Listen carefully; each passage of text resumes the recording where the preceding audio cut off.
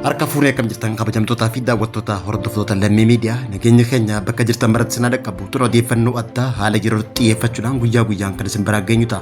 Har'a immoo odeeffannoo teenya haala yerootiin Itoophiyaan Somaalilaandiif beekamtii biyyummaa kennuurraa maaliif barafatte qajuu fi Israa'eel ammoo biyya dursitee Somaalilaandiif beekamtii kennite waggaa ta'u dhiyeenyatti ammoo Itoophiyaan Somaalilaandiif beekamtii ni kenniti moo hin kennitu kaja'u guutuu sagantaa teenya keessatti kan dhiyeessinu ta'a. Hanga dhuma sagantaa teenyaatti nu hordofaan afeerraa teenya amma kallattumaan gama sagantaa teenya guyyaarraa qopheeffannetti isin dabarsina. Hanga dhumaatti nu hordofuu hin dagatina.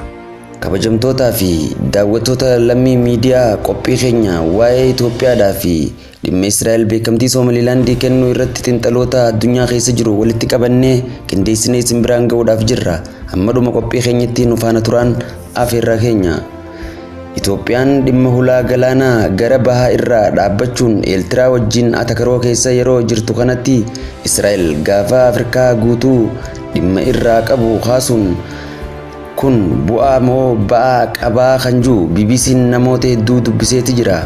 Akka yaada namoota kanatti yoo ta'e Itoophiyaan callisuun waan gaariidha jedhu gariin namoota.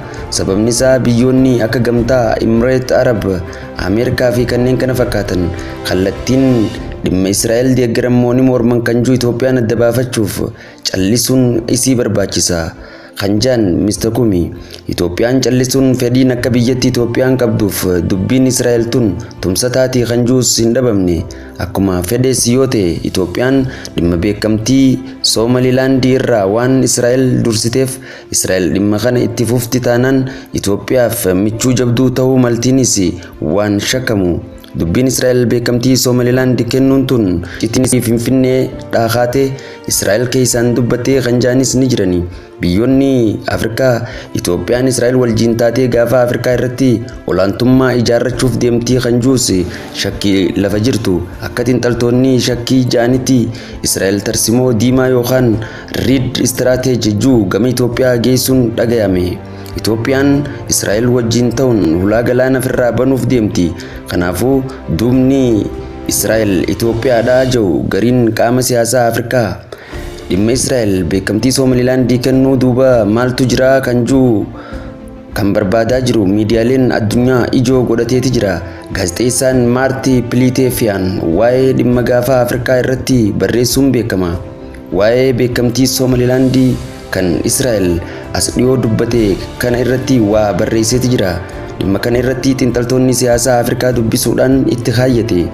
Oslo Yuunivarsiitiitti qorataan dhimma nageenyaaf siyaasaa gaafa Afrikaa kan ta'e Cheetil Pinonover dubbiseeti jira.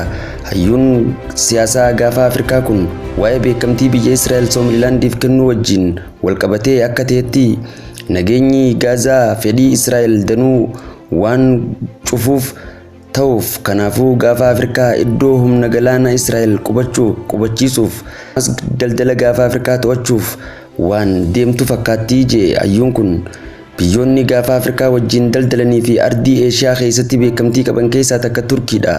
Tarii Israa'eel Somaalilaandiif beekamtii kennuun imaammanni Erdogan kan gaafa Afrikaa irratti karoora qabaachuu qorannoon humna odeeffannoo Israa'eel Mosaadiin kan mirkanaa yoo ta'e Israa'eel Turkii dursuuf kallattii kanaan qabattee lafaa kaatee kan jaanis ni jiran. Waggaa hedduuf waraana Saudi Arabiyaa wajjin kan wal waraanaa jiran humni waraana Huutii Yaman abadan Somaalilaandiif beekamtiin Israa'eel kennituu jirran oolu. Kun ammoo aggaammii waraanaati. Nuufi Israa'eel jidduutti waraanni guddaan tokko dhalachuuf deema jechuudhaan kan yaada kenne ajajaan humna waraanaa Huutii Yaman Abdumalik al-Huutiin kan Israa'eel yaaddeesse hundaa ol ibsa Chaayinaan kenniteedha. Biyyi dureettiin baha fagoo Chaayinaan Afrikaa wajjin daldaluun addunyaa keessatti biyya hiriyaa hin qabnedha. Chaayinaan Jibuutii keessatti buufata waraanaa markaba isii tiisu kan Belt of Road juu qabdi. Akkuma dubbiin tana Israa'eel gama Somaalilaanditti harka laatteen biyyi Chaayinaa ibsaan gadi baate. Akka ejjennoo Chaayinaatti yoo ta'e Israa'eel Somaalilaandiif beekamtii kennuun kan hanga dhumatti xumurti kan jiru gaafii fuuldura keenya deebi'ee dhufuu taa'u.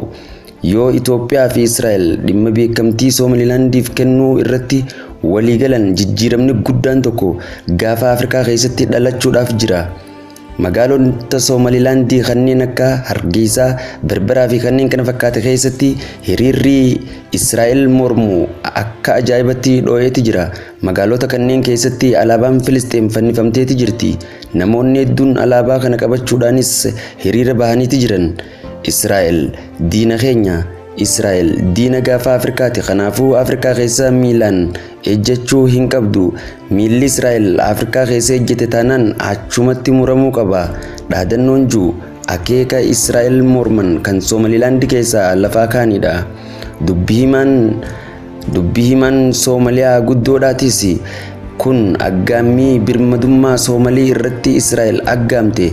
Kanaafuu immoo ejjennoon Soomaliyaan guutuu walirratti qabnu gaafa Afrikaati wajjin taanee fedhiin Israa'el tokkolleen gaafa Afrikaa keessatti akka hin eeggamne godhuu danda'uu qabna kan juus masaraa Moqdishootii kan lallabame.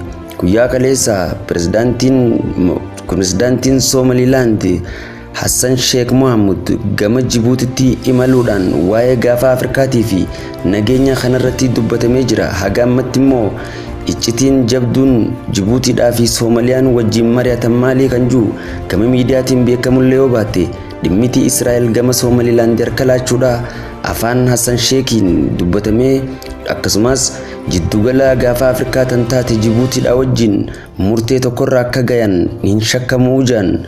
Kabajamtootaa fi daawwattoota lammii miidiyaa qophii keenya kan Israa'el beekamtii Soomalilaandii kan wajjin wal qabate isiniif qopheessine asimarratti goolabna.